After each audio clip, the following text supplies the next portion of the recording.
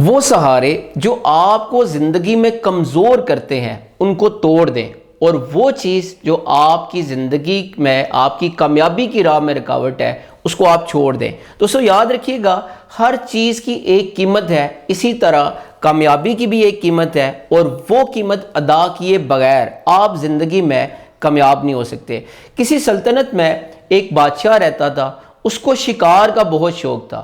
اس کے محل میں ایک دن ایک دوست آتا ہے اور اس کو ایک تحفہ دیتا ہے۔ بادشاہ کو وہ تحفہ بہت پسند آتا ہے۔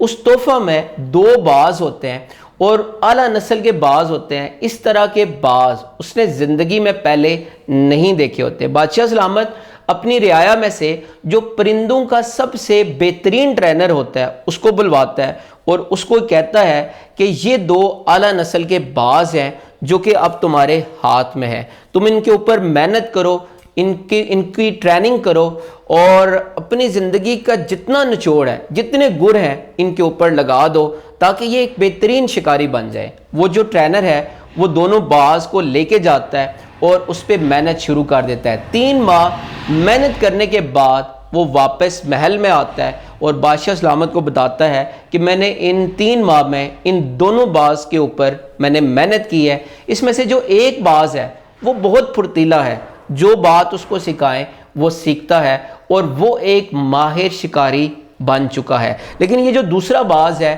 یہ اس نے کچھ بھی نہیں سیکھا، بلکہ یہ ایک شاخ پہ بیٹھا رہتا ہے اور اس کو جو بات سکھائیں اس کو یہ نہیں سیکھ پاتا۔ بادشاہ کہتا ہے کہ یہ مجھے بہت پسند ہے، تم کوئی طریقہ آزماؤ، کوئی گر اس کو لگا دو، لیکن کسی طریقے سے اس کو ٹرین کرو۔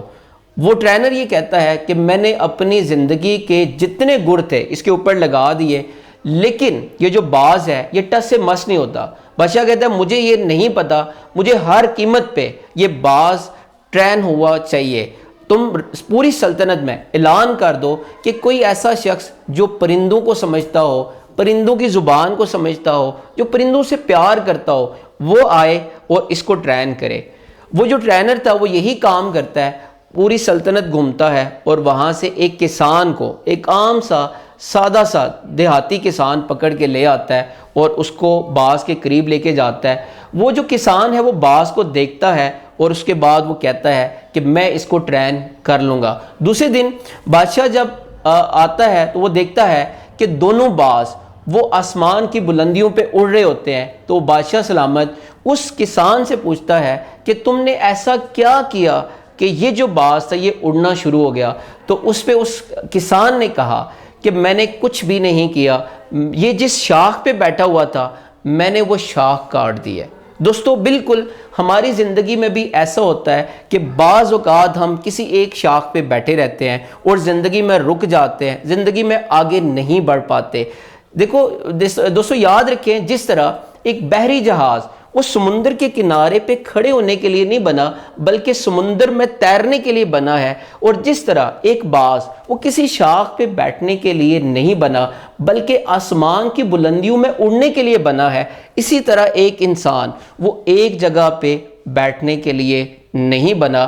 اس انسان نے زندگی میں بہت ساری کامیابیاں حاصل کرنی ہوتی ہیں، اور اس کے لیے ضروری کیا ہے کہ اس انسان کو اپنا جو کمفرٹ زون ہے اس کمفرٹ زون کو چھوڑنا پڑتا ہے، آسانی کو چھوڑنا پڑتا ہے، اور مشکل وقت کو، ڈیفیکلٹ فیز کو اس کو فیس کرنا ہوتا ہے اور مشکلوں سے لڑنا پڑتا ہے۔ اور کسی نے کیا خوب کہا ہے کہ پروں کو کھول زمانہ اڑان دیکھتا ہے، زمین پہ بیٹھ کے کیا آسمان دیکھتا ہے۔